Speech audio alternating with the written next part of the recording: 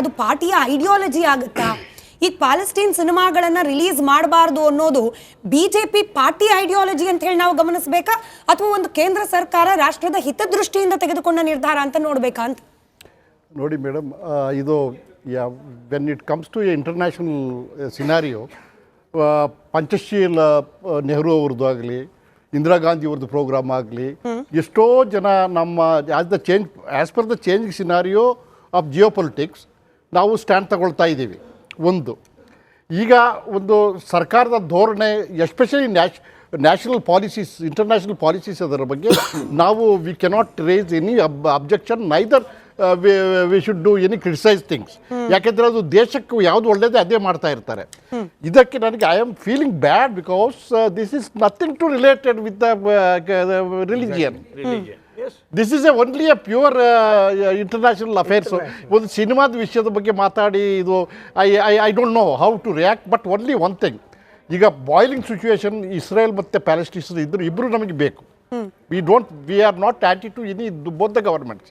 Palestine ಬಗ್ಗೆ Yasser Arafat ಜೊತೆಯಲ್ಲಿ ನಮ್ಮ ಒಂದು ಸಂಬಂಧ ಇತ್ತು, ಈಗ ಎಲ್ಲಿ ಚೆನ್ನಾಗಿ ನಡೀತಾ ಇತ್ತು. ಸಡನ್ಲಿ ಅವರಿಬ್ಬರು ಬದ್ಧ ವೈರಿಗಳು ಅವ್ರವ್ರು ಜಗಳ ಆಡ್ಕೊಳ್ತಾರೆ. ಅದ್ರ ಬಗ್ಗೆ ನಾವು ಈಗ ವಿ ಶುಡ್ ಕೀಪ್. ನಾವು ಏನಾದರೂ ಅಕಸ್ಮಾತ್ ಜಾಸ್ತಿ ನಾವು ಪ್ಯಾಲೆಸ್ಟೈನ್ ಬಗ್ಗೆ ಇದ್ರ ಬಗ್ಗೆ ನಾವು ಇಲ್ಲಿ ಇಸ್ರೇಲ್ ವಿರುದ್ಧವಾಗಿ ಮಾತಾಡಿದರೆ ನಮ್ಮ ಡಿಫೆನ್ಸ್ ಬೆಳೆ ಭಾಳ ನಷ್ಟ ಆಗಲಿಕ್ಕೆ ಉಂಟು. So we should keep quiet.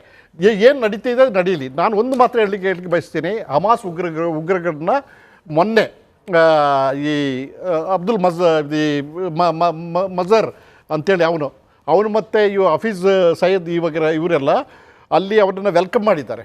ಎಲ್ಲಿ? ಪಾಕಿಸ್ತಾನದಲ್ಲಿ ವೆಲ್ಕಮ್ ಮಾಡಿ ಅವನಿಗೆ ಒಳ್ಳೆ ಇದು ಮಾಡಿ ಅವರು ಒಪ್ಪಿದ್ದಾರೆ. ಹಮಾಸ್ ಇವರು ನಮ್ಮ ಆ ಉಗ್ರವಾದಿಗಳಿಗೆ ನಮಗೆ ಸಪೋರ್ಟ್ ಮಾಡ್ತಾರೆ ಅಂತೇಳಿ. ಒಂದು.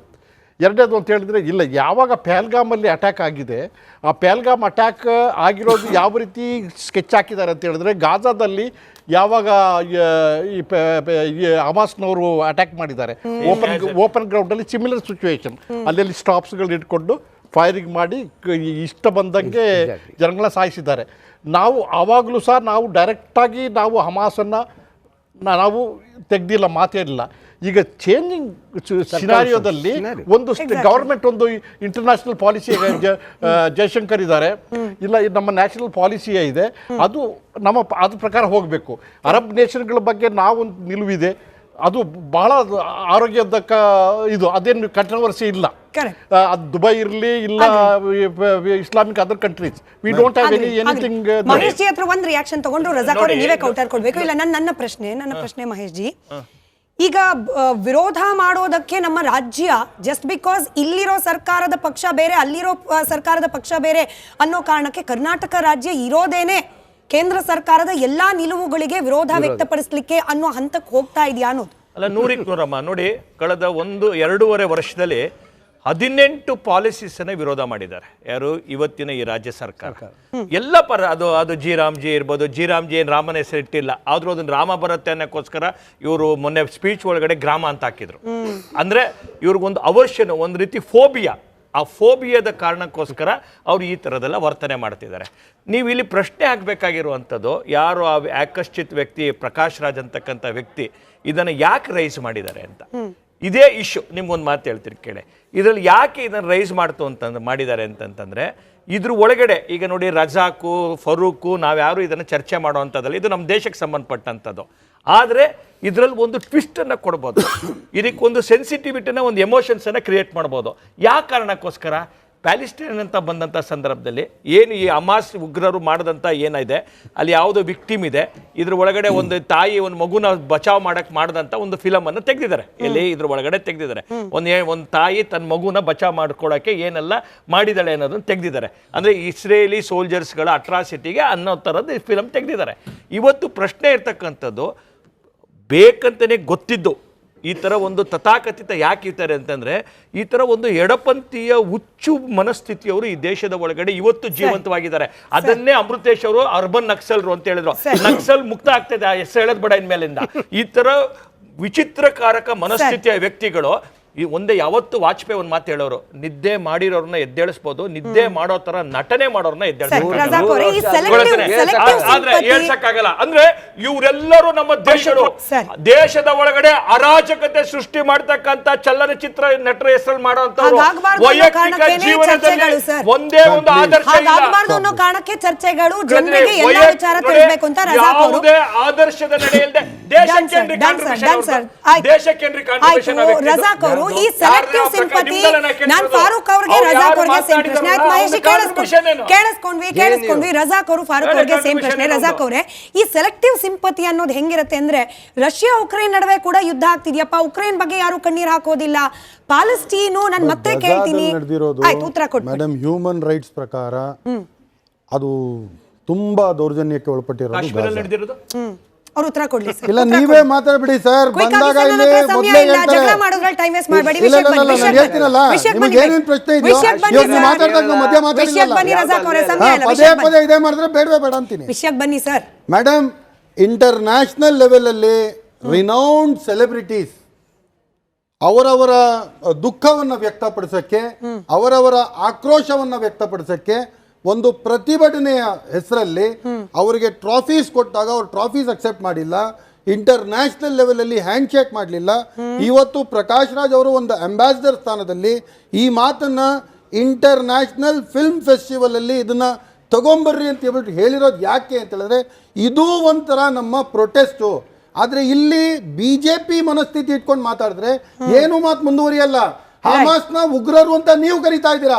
ಅಂತಾರಾಷ್ಟ್ರೀಯ ಮಟ್ಟದಲ್ಲಿ ಇರಿ ಮೇಡಮ್, ದಯವಿಟ್ಟು ಕೇಳಿಸ್ಕೊಳ್ಳಿ. ನನಗೆ ಆಶ್ಚರ್ಯ ಆಯ್ತು ಸರ್, ಅಲ್ವಾ ಅಂತ ಹೇಳ್ಬಿಡಿ.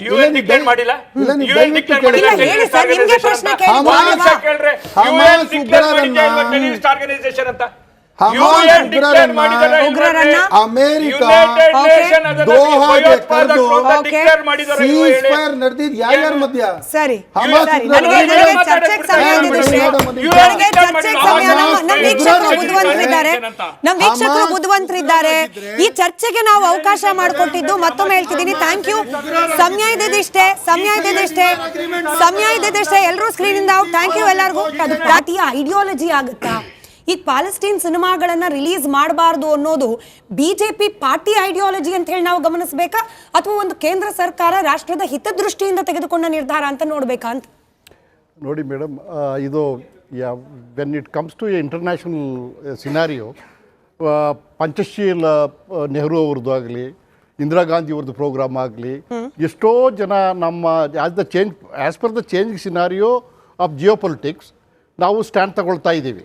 ಒಂದು ಈಗ ಒಂದು ಸರ್ಕಾರದ ಧೋರಣೆ, especially national policies, international policies ಅದರ ಬಗ್ಗೆ ನಾವು we cannot raise any objection, neither we should do any criticise things. ಯಾಕೆಂದರೆ ಅದು ದೇಶಕ್ಕೆ ಯಾವುದು ಒಳ್ಳೆಯದೇ ಅದೇ ಮಾಡ್ತಾ ಇರ್ತಾರೆ. ಇದಕ್ಕೆ ನನಗೆ I am feeling bad because this is nothing to related with the religion. This is only a pure international affairs. ಒಂದು ಸಿನಿಮಾದ ವಿಷಯದ ಬಗ್ಗೆ ಮಾತಾಡಿ ಇದು I don't know how to react. But only one thing, ಈಗ ಬಾಯ್ಲಿಂಗ್ ಸಿಚುವೇಶನ್ ಇಸ್ರೇಲ್ ಮತ್ತು Palestines ಇಬ್ಬರು ನಮಗೆ ಬೇಕು. We are not anti to any both the governments. Palestine ಬಗ್ಗೆ ಯಸೀರ್ ಅರಾಫತ್ ಜೊತೆಯಲ್ಲಿ ನಮ್ಮ ಒಂದು ಸಂಬಂಧ ಇತ್ತು, ಈಗ ಎಲ್ಲಿ ಚೆನ್ನಾಗಿ ನಡೀತಾ ಇತ್ತು. ಸಡನ್ಲಿ ಅವರಿಬ್ಬರು ಬದ್ಧ ವೈರಿಗಳು ಅವ್ರವ್ರು ಜಗಳ ಆಡ್ಕೊಳ್ತಾರೆ. ಅದ್ರ ಬಗ್ಗೆ ನಾವು ಈಗ ವಿ ಶುಡ್ ಕೀಪ್ ನಾವು ಏನಾದರೂ ಅಕಸ್ಮಾತ್ ಜಾಸ್ತಿ ನಾವು ಪ್ಯಾಲೆಸ್ಟೈನ್ ಬಗ್ಗೆ ಇದ್ರ ಬಗ್ಗೆ ನಾವು ಇಲ್ಲಿ ಇಸ್ರೇಲ್ ವಿರುದ್ಧವಾಗಿ ಮಾತಾಡಿದರೆ ನಮ್ಮ ಡಿಫೆನ್ಸ್ ಬೆಳೆ ಭಾಳ ನಷ್ಟ ಆಗಲಿಕ್ಕೆ ಉಂಟು. So we should keep quiet. ಏನು ನಡೀತಿದೆ ನಡೀಲಿ. ನಾನು ಒಂದು ಮಾತ್ರ ಹೇಳಲಿಕ್ಕೆ ಬಯಸ್ತೀನಿ, ಹಮಾಸ್ ಉಗ್ರಗಳನ್ನ ಮೊನ್ನೆ ಈ ಅಬ್ದುಲ್ ಮಜರ್ ಅಂತೇಳಿ ಅವನು ಮತ್ತು ಹಫೀಜ್ ಸೈಯದ್ ಇವರೆಲ್ಲ ಅಲ್ಲಿ ಅವರನ್ನು ವೆಲ್ಕಮ್ ಮಾಡಿದ್ದಾರೆ. ಎಲ್ಲಿ? ಪಾಕಿಸ್ತಾನದಲ್ಲಿ ವೆಲ್ಕಮ್ ಮಾಡಿ ಅವನಿಗೆ ಒಳ್ಳೆ ಇದು ಮಾಡಿ ಅವರು ಒಪ್ಪಿದ್ದಾರೆ. ಹಮಾಸ್ ಇವರು ನಮ್ಮ ಆ ಉಗ್ರವಾದಿಗಳಿಗೆ ನಮಗೆ ಸಪೋರ್ಟ್ ಮಾಡ್ತಾರೆ ಅಂತೇಳಿ. ಒಂದು. ಎರಡನೇದು ಅಂತ ಹೇಳಿದರೆ, ಇಲ್ಲ, ಯಾವಾಗ ಪಹಲ್ಗಾಮಲ್ಲಿ ಅಟ್ಯಾಕ್ ಆಗಿದೆ, ಆ ಪಹಲ್ಗಾಮ್ ಅಟ್ಯಾಕ್ ಆಗಿರೋದು ಯಾವ ರೀತಿ ಸ್ಕೆಚ್ ಹಾಕಿದ್ದಾರೆ ಅಂತ ಹೇಳಿದ್ರೆ, ಗಾಜಾದಲ್ಲಿ ಯಾವಾಗ ಈ ಹಮಾಸ್ನವರು ಅಟ್ಯಾಕ್ ಮಾಡಿದ್ದಾರೆ ಓಪನ್ ಗ್ರೌಂಡಲ್ಲಿ, ಸಿಮಿಲರ್ ಸಿಚುವೇಶನ್, ಅಲ್ಲಿ ಸ್ಟಾಪ್ಸ್ಗಳು ಇಟ್ಕೊಂಡು ಫೈರಿಂಗ್ ಮಾಡಿ ಇಷ್ಟ ಬಂದಂಗೆ ಜನಗಳ ಸಾಯಿಸಿದ್ದಾರೆ. ನಾವು ಆವಾಗಲೂ ಸಹ ನಾವು ಡೈರೆಕ್ಟಾಗಿ ನಾವು ಹಮಾಸನ್ನು ನಾವು ತೆಗ್ದಿಲ್ಲ, ಮಾತೇ ಇಲ್ಲ. ಈಗ ಚೇಂಜಿಂಗ್ ಸಿನಾರಿಯೋದಲ್ಲಿ ಒಂದು ಗವರ್ಮೆಂಟ್ ಒಂದು ಇಂಟರ್ನ್ಯಾಷನಲ್ ಪಾಲಿಸಿ, ಜಯಶಂಕರ್ ಇದ್ದಾರೆ, ಇಲ್ಲ ಇದು ನಮ್ಮ ನ್ಯಾಷನಲ್ ಪಾಲಿಸಿಯೇ ಇದೆ, ಅದು ಅದ್ರ ಪ್ರಕಾರ ಹೋಗಬೇಕು. ಅರಬ್ ನೇಷನ್ಗಳ ಬಗ್ಗೆ ನಾವೊಂದು ನಿಲುವಿದೆ, ಅದು ಬಹಳ ಆರೋಗ್ಯದಕ್ಕ ಇದು, ಅದೇನು ಕಂಟ್ರವರ್ಸಿ ಇಲ್ಲ. ಅದು ದುಬೈ ಇರಲಿ ಇಲ್ಲ Islamic other countries, we don't have anything. Mahesh G ಹತ್ರ ಒಂದು ರಿಯಾಕ್ಷನ್ ತಗೊಂಡು ರಜಾಕ್ ಅವರು ನೀವೇ ಕೌಂಟರ್ ಕೊಡ್ಬೇಕು. ಇಲ್ಲ ನನ್ನ ಪ್ರಶ್ನೆ ಮಹೇಶ್ ಜಿ, ಈಗ ವಿರೋಧ ಮಾಡೋದಕ್ಕೆ ನಮ್ಮ ರಾಜ್ಯ ಜಸ್ಟ್ ಬಿಕಾಸ್ ಇಲ್ಲಿರೋ ಸರ್ಕಾರದ ಪಕ್ಷ ಬೇರೆ ಅಲ್ಲಿರೋ ಸರ್ಕಾರದ ಪಕ್ಷ ಬೇರೆ ಅನ್ನೋ ಕಾರಣಕ್ಕೆ ಕರ್ನಾಟಕ ರಾಜ್ಯ ಇರೋದೇನೆ ಕೇಂದ್ರ ಸರ್ಕಾರದ ಎಲ್ಲಾ ನಿಲುವುಗಳಿಗೆ ವಿರೋಧ ವ್ಯಕ್ತಪಡಿಸಲಿಕ್ಕೆ ಅನ್ನೋ ಹಂತಕ್ಕೆ ಹೋಗ್ತಾ ಇದೆಯಾ ಅನ್ನೋದು. ಅಲ್ಲ, 100ಕ್ಕೆ 100 ನೋಡಿ, ಕಳೆದ 1-2.5 ವರ್ಷದಲ್ಲಿ 18 ಪಾಲಿಸೀಸ್ ಅನ್ನ ವಿರೋಧ ಮಾಡಿದ್ದಾರೆ. ಯಾರು? ಇವತ್ತಿನ ಈ ರಾಜ್ಯ ಸರ್ಕಾರ. ಎಲ್ಲ ಪರ, ಅದು ಜಿ ರಾಮ್ಜಿ ಇರ್ಬೋದು. ಜಿ ರಾಮ್ಜಿ ಏನು ರಾಮನ ಹೆಸರು ಇಟ್ಟಿಲ್ಲ, ಆದ್ರೂ ಅದನ್ನ ರಾಮ ಬರುತ್ತೆ ಅನ್ನೋಕ್ಕೋಸ್ಕರ ಇವರು ಮೊನ್ನೆ ಸ್ಪೀಚ್ ಒಳಗಡೆ ಗ್ರಾಮ ಅಂತ ಹಾಕಿದ್ರು. ಅಂದ್ರೆ ಇವ್ರಿಗೊಂದು ಅವರ್ಷನ್, ಒಂದು ರೀತಿ ಫೋಬಿಯಾ. ಆ ಫೋಬಿಯಾದ ಕಾರಣಕ್ಕೋಸ್ಕರ ಅವ್ರು ಈ ಥರದೆಲ್ಲ ವರ್ತನೆ ಮಾಡ್ತಿದ್ದಾರೆ. ನೀವು ಇಲ್ಲಿ ಪ್ರಶ್ನೆ ಹಾಕಬೇಕಾಗಿರುವಂಥದ್ದು, ಯಾರು ಆ ಆಕರ್ಷಿತ್ ವ್ಯಕ್ತಿ ಪ್ರಕಾಶ್ ರಾಜ್ ಅಂತಕ್ಕಂಥ ವ್ಯಕ್ತಿ ಇದನ್ನು ಯಾಕೆ ರೈಸ್ ಮಾಡಿದ್ದಾರೆ ಅಂತ. ಇದೇ ಇಶ್ಯೂ. ನಿಮ್ಗೊಂದು ಮಾತು ಹೇಳ್ತೀರಿ ಕೇಳಿ, ಇದರಲ್ಲಿ ಯಾಕೆ ಇದನ್ನು ರೈಸ್ ಮಾಡಿದ್ದಾರೆ ಅಂತಂತಂದರೆ, ಇದ್ರ ಒಳಗಡೆ ಈಗ ನೋಡಿ, ರಜಾಕು ಫರೂಕು ನಾವ್ಯಾರು ಇದನ್ನು ಚರ್ಚೆ ಮಾಡೋವಂಥದ್ದಲ್ಲ, ಇದು ನಮ್ಮ ದೇಶಕ್ಕೆ ಸಂಬಂಧಪಟ್ಟಂಥದ್ದು. ಆದರೆ ಇದರಲ್ಲಿ ಒಂದು ಟ್ವಿಸ್ಟನ್ನು ಕೊಡ್ಬೋದು, ಇದಕ್ಕೊಂದು ಸೆನ್ಸಿಟಿವಿಟಿನ, ಒಂದು ಎಮೋಷನ್ಸನ್ನು ಕ್ರಿಯೇಟ್ ಮಾಡ್ಬೋದು. ಯಾವ ಕಾರಣಕ್ಕೋಸ್ಕರ? ಪ್ಯಾಲಿಸ್ಟೈನ್ ಅಂತ ಬಂದಂಥ ಸಂದರ್ಭದಲ್ಲಿ ಏನು ಈ ಹಮಾಸ್ ಉಗ್ರರು ಮಾಡಿದಂಥ ಏನಿದೆ, ಅಲ್ಲಿ ಯಾವುದೋ ವಿಕ್ಟಿಮ್ ಇದೆ, ಇದ್ರ ಒಳಗಡೆ ಒಂದು ತಾಯಿ ಒಂದು ಮಗುನ ಬಚಾವ್ ಮಾಡಿದಂಥ ಒಂದು ಫಿಲಮನ್ನು ತೆಗೆದಿದ್ದಾರೆ. ಎಲ್ಲಿ ಇದ್ರ ಒಳಗಡೆ ತೆಗೆದಿದ್ದಾರೆ. ಒಂದು ತಾಯಿ ತನ್ನ ಮಗುನ ಬಚಾವ್ ಮಾಡ್ಕೊಳ್ಳೋಕ್ಕೆ ಏನೆಲ್ಲ ಮಾಡಿದಾಳೆ ಅನ್ನೋದನ್ನು ತೆಗೆದಿದ್ದಾರೆ. ಅಂದರೆ ಇಸ್ರೇಲಿ ಸೋಲ್ಜರ್ಸ್ಗಳ ಅಟ್ರಾಸಿಟಿಗೆ ಅನ್ನೋ ಥರದ್ದು ಫಿಲಮ್ ತೆಗೆದಿದ್ದಾರೆ. ಇವತ್ತು ಪ್ರಶ್ನೆ ಇರ್ತಕ್ಕಂಥದ್ದು, ಬೇಕಂತಲೇ ಗೊತ್ತಿದ್ದು ಈ ಥರ ಒಂದು ತಥಾಕಥಿತ ಯಾಕೆ ಇರ್ತಾರೆ ಅಂತಂದರೆ, ಈ ಥರ ಒಂದು ಎಡಪಂಥೀಯ ಹುಚ್ಚು ಮನಸ್ಥಿತಿಯವರು ಈ ದೇಶದ ಒಳಗಡೆ ಇವತ್ತು ಜೀವಂತವಾಗಿದ್ದಾರೆ. ಅದನ್ನೇ ಅಮೃತೇಶ್ ಅವರು ಅರ್ಬನ್ ನಕ್ಸಲ್ರು ಅಂತ ಹೇಳಿದ್ರು. ನಕ್ಸಲ್ ಮುಕ್ತ ಆಗ್ತದೆ ಆ ಹೆಸರು ಹೇಳೋದು ಬೇಡ ಇನ್ಮೇಲಿಂದ. ಈ ಥರ ವಿಚಿತ್ರಕಾರಕ ಮನಸ್ಥಿತಿಯ ವ್ಯಕ್ತಿಗಳು ಒಂದೇ. ಯಾವತ್ತು ವಾಜಪೇಯಿ ಒಂದು ಮಾತು ಹೇಳೋರು, ನಿದ್ದೆ ಮಾಡಿರೋರನ್ನ ಎದ್ದೇಳಿಸ್ಬೋದು, ನಿದ್ದೆ ಮಾಡೋ ತರ ನಟನೆ ಮಾಡೋರನ್ನ ಆದ್ರೆ ಹೇಳ್ಸಕ್ಕಾಗಲ್ಲ. ಅಂದ್ರೆ ಇವರೆಲ್ಲರೂ ನಮ್ಮ ದೇಶದ ಒಳಗಡೆ ಅರಾಜಕತೆ ಸೃಷ್ಟಿ ಮಾಡ್ತಕ್ಕಂತ ಚಲನಚಿತ್ರ ನಟರ ಹೆಸರಲ್ಲಿ ಮಾಡೋಂಥವ್ರು ವೈಯಕ್ತಿಕ ಜೀವನದಲ್ಲಿ ಒಂದೇ ಒಂದು ಆದರ್ಶ ಇಲ್ಲ. ಕಾರಣಕ್ಕೆ ಚರ್ಚೆಗಳು, ಜನರಿಗೆ ಎಲ್ಲ ವಿಚಾರ ತಿಳಿಸಬೇಕು ಅಂತ ಯಾವುದೇ ಆದರ್ಶದ ನಡೆಯಲ್ದೆ ದೇಶಕ್ಕೆ ರಜಾಕ್ ಅವರು ಈ ಸೆಲೆಕ್ಟಿವ್ ಸಿಂಪತಿ, ನಾನು ಫಾರೂಕ್ ಅವರಿಗೆ ರಜಾಕ್ ಅವರಿಗೆ ಸೇಮ್ ಪ್ರಶ್ನೆ. ಆಯ್ತು ಮಹೇಶ್, ಕೇಳಿಸ್ಕೊಂಡ್ವಿ. ರಜಾಕ್ ಅವರು ಫಾರೂಕ್ ಅವರಿಗೆ ಸೇಮ್ ಪ್ರಶ್ನೆ. ರಜಾಕ್ ಅವರೇ, ಈ ಸೆಲೆಕ್ಟಿವ್ ಸಿಂಪತಿ ಅನ್ನೋದು ಹೆಂಗಿರುತ್ತೆ ಅಂದ್ರೆ, ರಷ್ಯಾ ಉಕ್ರೇನ್ ನಡುವೆ ಕೂಡ ಯುದ್ಧ ಆಗ್ತಿದ್ಯಪ್ಪ, ಉಕ್ರೇನ್ ಬಗ್ಗೆ ಯಾರು ಕಣ್ಣೀರ್ ಹಾಕೋದಿಲ್ಲ, ಪ್ಯಾಲೆಸ್ಟೀನು ನಾನು ಮತ್ತೆ ಕೇಳ್ತೀನಿ. ಆಯ್ತು, ಉತ್ತರ ಕೊಡಿ ಮೇಡಮ್. ಹ್ಯೂಮನ್ ರೈಟ್ಸ್ ಪ್ರಕಾರ ಅದು ತುಂಬಾ ದೌರ್ಜನ್ಯಕ್ಕೆ ಒಳಪಟ್ಟಿರೋದು. ಅವ್ರು ಉತ್ತರ ಕೊಡ್ಲಿ ಸರ್. ಇಲ್ಲ, ನೀವೇ ಮಾತಾಡ್ಬಿಡಿ ಸರ್. ಬಂದಾಗ ಇಲ್ಲಿ ಮೊದಲೇ ಹೇಳ್ತಾರೆ. ಟೈಮ್ ವೇಸ್ಟ್ ಮಾಡಬೇಡಿ. ನಾನು ಹೇಳ್ತೀನಲ್ಲ, ನಿಮಗೆ ಏನೇನು ಪ್ರಶ್ನೆ ಇದೆಯೋ ನೀವು ಮಾತಾಡಿದಾಗ ಮಧ್ಯ ಮಾತಾಡಿಲ್ಲ. ಪದೇ ಇದೇ ಮಾಡಿದ್ರೆ ಬೇಡವೇ ಬೇಡ ಅಂತೀನಿ. ವಿಷಯಕ್ಕೆ ಬನ್ನಿ ಸರ್.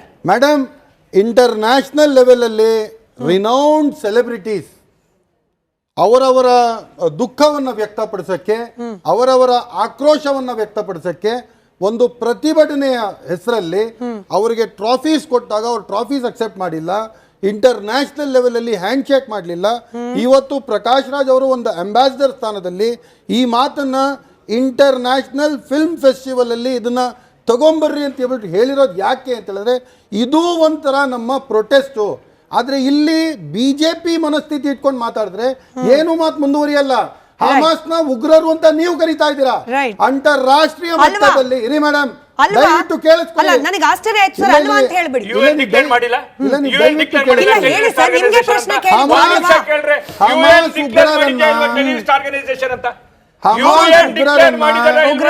ಅಮೆರಿಕ ದೋಹಾಗೆ ಕರೆದು ಸೀಸ್ಫೈರ್ ನಡೆದಿದ್ದು ಯಾರ್ಯಾರ ಮಧ್ಯ?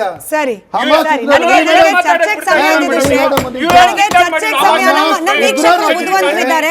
ನಮ್ಮ ವೀಕ್ಷಕರು ಬುದ್ಧಿವಂತರಿದ್ದಾರೆ. ಈ ಚರ್ಚೆಗೆ ನಾವು ಅವಕಾಶ ಮಾಡಿಕೊಟ್ಟಿದ್ದು ಮತ್ತೊಮ್ಮೆ ಹೇಳ್ತಿದ್ದೀನಿ, ಥ್ಯಾಂಕ್ ಯು. ಸಮಯ ಇದ್ದಿದ್ದಿಷ್ಟೇ. ಎಲ್ಲರೂ ಸ್ಕ್ರೀನ್ ಇಂದ ಔಟ್. ಥ್ಯಾಂಕ್ ಯು ಎಲ್ಲರಿಗೂ.